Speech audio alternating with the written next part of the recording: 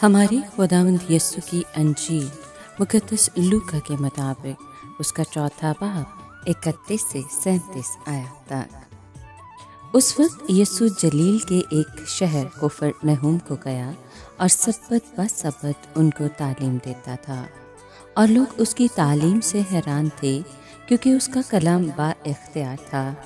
عبادت خانے میں ایک شخص تھا جس میں شیطان کی ناپاک روح تھی۔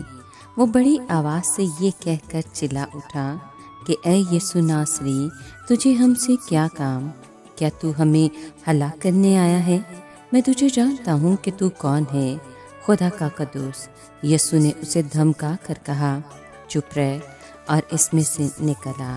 اس پر پترو اس کو بیچ میں پٹک کر اس سے نکل آئی اور اسے کچھ ضرر نہ پہنچایا، اور سب معتجب ہو کر آپس میں کہنے لگے کہ یہ کیا بات ہے کہ وہ اختیار اور قدرت سے ناپاک روحوں کو حکم کرتا ہے اور وہ نکل آتی ہیں، اور آس پاس کے علاقے کی ہر جگہ میں اس کی شہرت پھیل گئی۔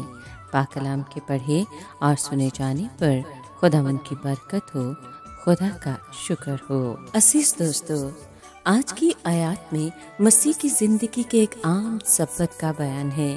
ان آیات میں بتایا گیا ہے کہ وہ بدروحوں اور بیماریوں پر اختیار رکھتا ہے۔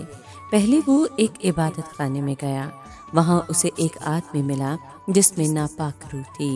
بدروحوں کو بیان کرنے کے لیے اکثر ناپاک کا لفظ استعمال کیا جاتا ہے۔ اس کا مطلب ہے کہ وہ خود ناپاک ہیں اور اپنے شکار میں بھی ناپاکی پیدا کرتی ہیں۔ یہاں بدروح گرفتہ یا اسیر زدہ ہونے کی حقیقت واضح نظر آتی ہے۔ پہلے تو خوف کی ایک چیخ بلند ہوتی ہے کہ ہمیں تجھ سے کیا کام۔ اس کے ساتھ ہی اس بدروح نے اس علم کا واضح اظہار کیا کہ یسوع خدا کا قدوس ہے، جو بالآخر شیطان کے لشکروں کو ہلاک کر دے گا۔ ناصرت کا نقصان دراصل کفرنہوم کے لیے نفع ثابت ہوتا ہے۔ کفرنہوم میں لوگوں نے جان لیا کہ یسوع کی تعلیم اختیار اور قدرت کے ساتھ ہے۔ اس کی باتیں دل کو چھو لیتی ہیں۔